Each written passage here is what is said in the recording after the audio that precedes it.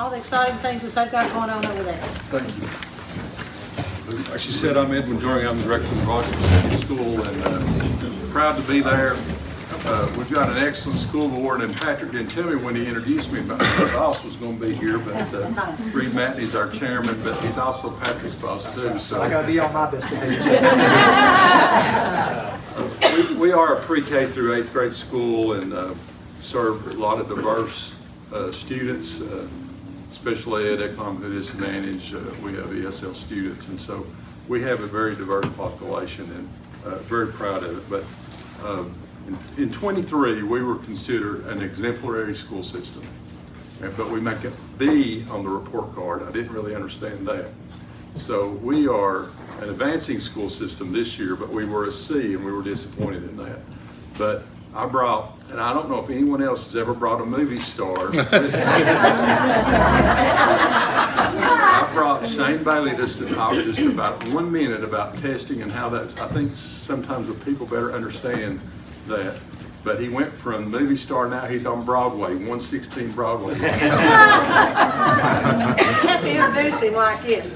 It's Shane Bailey. Some of you get those messages, don't you?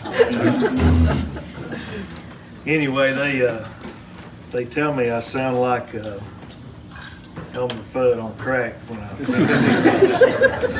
do those messages in the morning. But as long as it makes people smile, that's all I worry about. But you know, we start TCAP testing in 3 weeks. I know you all have heard about it. It's a nervous time. It's just, you can just feel the nerves through the school, through the kids, through the staff, and you know, you try not to do that, but you can't help it. It just happens. So in the next 3 weeks, I'll be getting 1,323 assessments ready for 441 students. And we've got 3 weeks to do that, test every child. And we won't get that information back. We'll get some raw data back at the very end of school. But as he was talking about our federal designations and our state report card, we won't get any of that information back until the next November. So that's kind of hard to say what you are when you've already had to move on. So you're starting out with a great year and everything's going great, then you get slapped in the face with this, and then everybody thinks you're great or not great. But just to put into perspective what he was saying, 2023, our federal determination was 3.4. Anything above a 3.1 is considered exemplary. That's the highest you can get, the highest designation. And of course, we were a letter grade of B, and as you know, it doesn't go together. But to dig a little deeper in that, there's 146 districts in the state of Tennessee, and based on our federal designation, there was only one district ranked higher than we were. So we were number 2 in the state of Tennessee, had the best overall high score for federal designation. Now moving on to 23-24, this past year, we were a 3.0, which we were advancing. Exemplary is 3.1, so we missed that by 1/10 of a point. However, we were a letter grade of C. So there again, that doesn't make sense. And then at the same token, out of 146 districts, there were only 11 districts that scored higher than us in the state, but yet we're a C. So you can see the federal designation and the state report card are two totally separate highways, and they take different things into consideration. And like I said about TCAP testing, this is just a snapshot of these kids' lives in a 3-week period. It doesn't take into effect parents, grandparents raising their kids, parents who die, parents in the hospital, ODs, homelessness, kids cutting on them, just all the problems that we face now. It doesn't take any of that into consideration. Our teachers going above and beyond and taking kids home and going to Walmart and get what they need. It takes none of that into consideration. So I just ask you, if you look at these report cards, see it for what it is as a 3-week period of testing, but also know that Rogersville City School is an A in my book, just for the love and care and just what we want to see in our staff and everybody in our community do for our kids, because they're hurting. They are, and they've got stories we can only imagine. So I appreciate your time. Thanks, Shane. I'll have to buy his lunch after bragging there one. I'm going to go through a few things to give a little bit snapshot, and I'm going to brag toward the end a little bit, and we've got a lot of good things to brag on.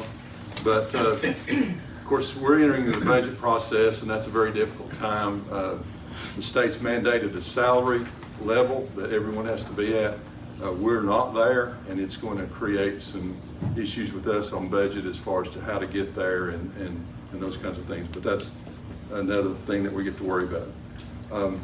We had a 100-year celebration, and we were proud of a year or so ago, and that created some things for us. It kind of pushed me to do some things that needed to be done, some painting, our auditorium and some of that, but that didn't really, some of that got delayed, but we have new flooring throughout our school, carpet flooring, and our auditorium's been redone. It still looks old, but it's new paint, new floor, new carpet. We're proud of a lot of that. We had 4 bathrooms to be refurbed and things that you all probably don't see every day, especially if you visit. And then once it's done, you don't realize what it's done.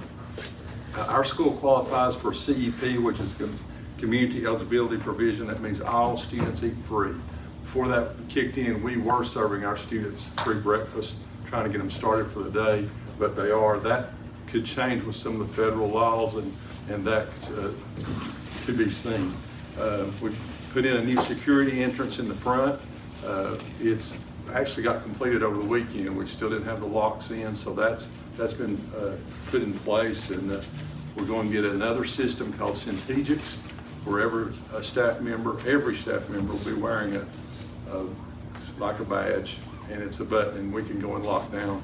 I won't go into full details on how all that works, but we will be able to go into lockdown if we have an emergency situation. So technology, we're a one-to-one school. Every student has access to a device, whether it's an iPad or a computer. Proud of that. That's a pretty expensive endeavor to keep going, but we're trying to do that. And also, one thing that as a group you need to know, it's expensive to do cybersecurity for us, because if you're a large system, some of the things you buy, you can spread out the cost over several schools, where we just do it to one school. But cybersecurity is pretty big. Now, I believe that extracurricular helps curriculum, and I'm just going to read through a few things that our athletic program has done.